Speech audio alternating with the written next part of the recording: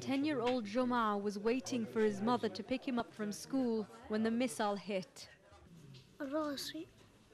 My head hurts so much, he tells me. And I don't know what happened to my friends. His UN school happens to be next to a police station, and the strike hit at precisely the time children were going home. Muhammad is a police officer. On Saturday morning, a missile hit the station he was working at. I told him Israel says they're targeting Hamas's security apparatus.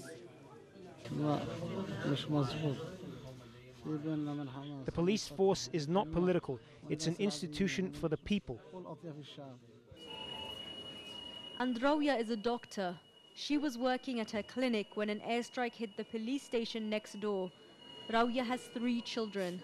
And now, as a direct result of Israel's so-called targeted strikes, doctors say it's unlikely she'll ever see them again. The invasion started 2 days ago, and it was so hard that we were rushed by cases which are very complicated, serious cases, and dead bodies reached the hospitals at once, hundreds of them, dozens, and everybody was just thrown on the ground like that, and we were just running between them like a chicken without a head, just in order to save lives as much as we can.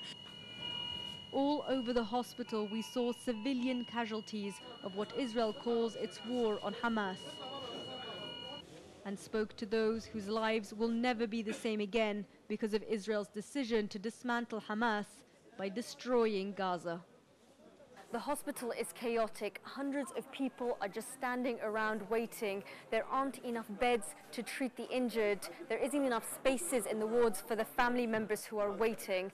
Meanwhile, doctors are telling us that they're running out of every supply, from solutions to gauzes, and right now one of their main problems is that they're running very low on almost every single type of blood. Days of continuous Israeli bombardment have also taken their toll on the Strip's already poor infrastructure.